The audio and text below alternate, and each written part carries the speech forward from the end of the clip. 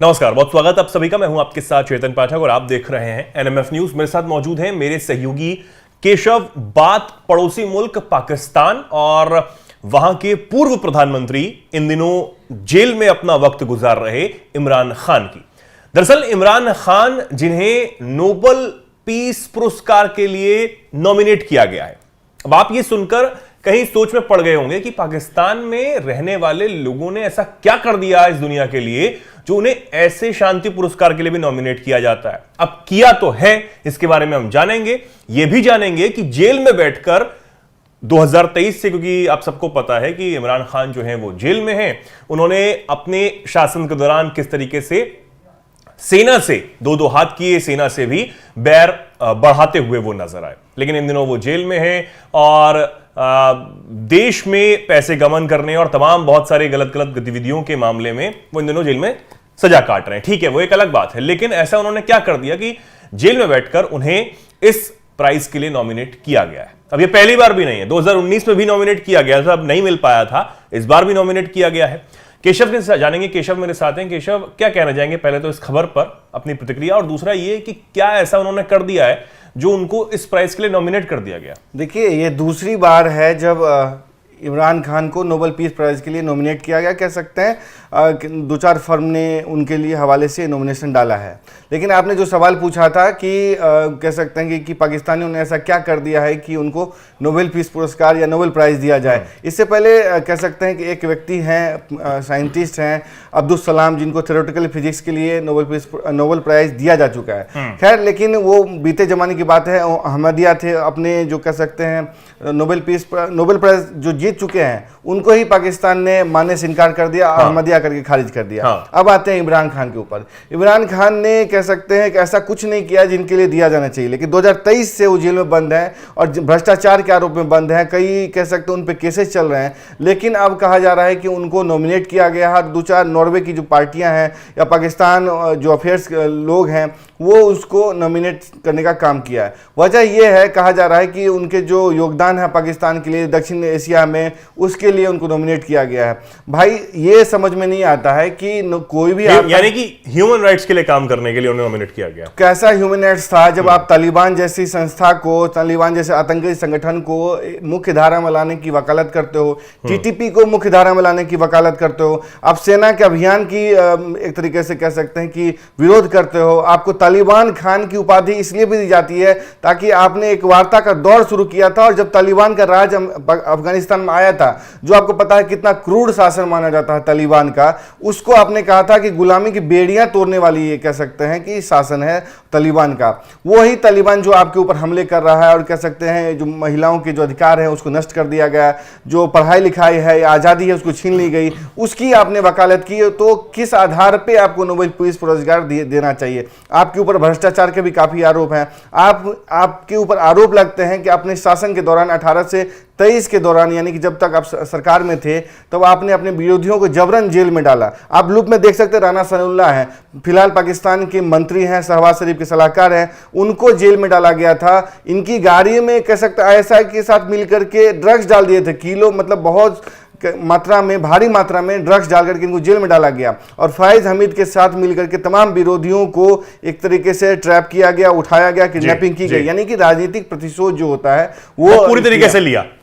तो किस आधार पे कहा जाए कि उनको दिया जाए? ये कोई पहला मामला नहीं है जब मतलब नोबेल पीस पुरस्कार का जो नॉमिनेशन है या पूरा पुरस्कार इटसेल्फ जो विवाद में आया। इससे पहले ओबामा को दिया गया था, जब ओबामा सरकार में आए थे तो उनका 1 साल ही हुआ था, तब जाकर उसके अंदर में दे दिया था। यानी कि 4 साल कार्यकाल होता है, तो कार्यकाल मान लीजिए आप कुछ कर लेते, 11 में मान लो ओसामा बिन लादेन को आपने ठोक दिया था, तो उसके बाद कहा जा सकता था कि आपको दिया गया क्योंकि आपने एक आतंकवादी खात्मा किया। लेकिन आपके दौर में मिडिल ईस्ट में हमने देखा किस तरीके से तमाम सरकारों का डिरेलमेंट हुआ। मिडिल ईस्ट क्रांति की बात मैं कह रहा हूँ, जब आपने देखा कि तमाम ट्यूनीशिया से यमन में किस तरीके से क्रांति आई और तमाम डिस्टेबल हो गया पूरा मिडिल ईस्ट। लेकिन उससे पहले ही आपके आते ही 2009 में आपको एक तरीके से पुरस्कार दे दिया गया। और 11 दिन के भीतर कैसे नॉमिनेशन खत्म हो गया। जब सरकार इनकी आई बिल्कुल, तो 11 दिन के भीतर नॉमिनेशन खत्म होगी। और इससे पहले हेनरी किसिंजर की बात कर लो, जिन्होंने वियतनाम युद्ध, लाओस में बम्बार्डिंग, तमाम ऐसे मामले हुए थे। इजरायली प्रधानमंत्रियों को दिया गया, विदेश मंत्रियों को दिया गया। तो कई बार ऐसा हुआ है कि विवाद में आया है। ऐसा कहा जाता है कि ये अपनी छवि चमकाने के लिए, लॉबी करने के लिए नोबेल पीस पुरस्कार के जो नॉमिनेशन होता है राजनीतिक रूप से इस्तेमाल किया जाता है उसको। लेकिन सबसे बड़ी बात यह है कि अब उन्हें नॉमिनेट तो कर दिया गया है। अब इसी के साथ कुछ दिन पहले जो खबर आई थी कि बलूचिस्तान के लिए लड़ रही मेहरंग बलूच को भी नॉमिनेट किया गया है। हालांकि इन दिनों उन्हें सेना ने गिरफ्तार किया हुआ है, कहां रखा है कुछ पता नहीं है, और उनकी रिहाई के लिए भी बहुत से प्रोटेस्ट वो हो रहे हैं। पाकिस्तानी सेना से जो बलूच समुदाय के लोग हैं वो भिड़े हुए हैं, उधर उनको भी नॉमिनेट किया गया है। तो क्या पैमाना होता है नॉमिनेट करने का, ये देखने का कि भाई आप किसको नॉमिनेट करते हैं? इमरान खान को जिस तरीके से नॉमिनेट किया गया तो ये कई लोगों के लिए चौंकाने वाली बात ही थी। देखिए, नॉर्वे की जो राजनीतिक पार्टी है, पार्टी एट सेंट्रम से जुड़े लोगों ने कह सकते हैं कि वर्ल्ड अलायंस फॉर पाकिस्तान जो है उनके साथ मिलकर के घोषणा की, या कह सकते हैं नॉमिनेशन किया।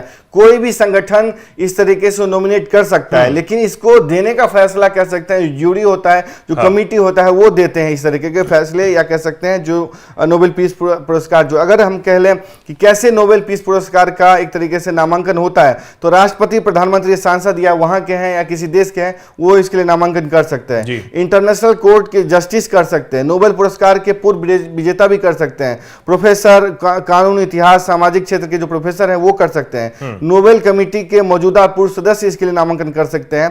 कुछ विशेष संस्थानों और संगठनों के प्रमुख जो शांति और मानवाधिकार के लिए काम करते हैं वो भी ऐसे कह सकते हैं इसका नामांकन कर सकते हैं। नामांकन की प्रक्रिया बहुत सिंपल है, आपको सदस्य देशों के साथ मिलकर करना होता है।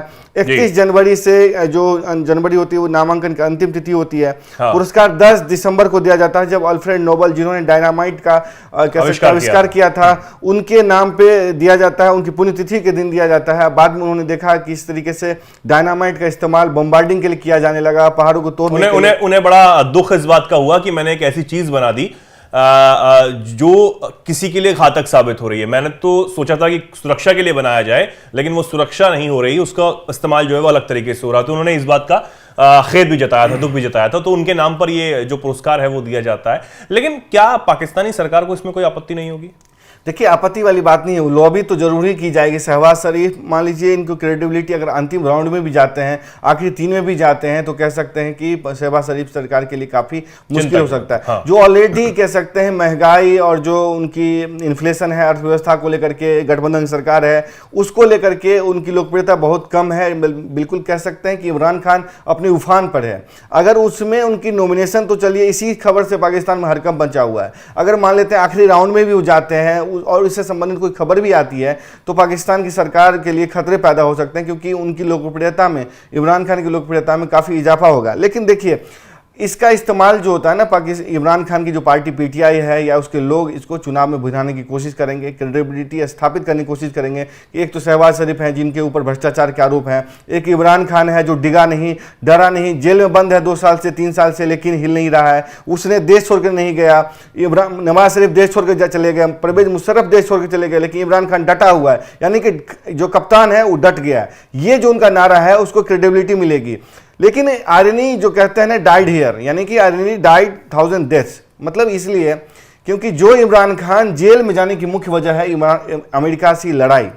उन्होंने साइफर का इस्तेमाल किया था और उन्होंने ये कहा था कि हमारी सरकार के खिलाफ जो है सो साजिश हो रही है, डिरेलमेंट की कोशिश हो रही है, और विपक्षी जो गठबंधन है पाकिस्तान डेमोक्रेटिक मूवमेंट यानी पीडीएम के लोगों को वहां स्थापित किया जा रहा है। एक साइफर को उन्होंने डिकोड कर दिया था और लहरा दिया था, जिसको कह सकते हैं कि उनकी वजह से उनको एक तरीके से साइफर केस में सजा भी हुई थी।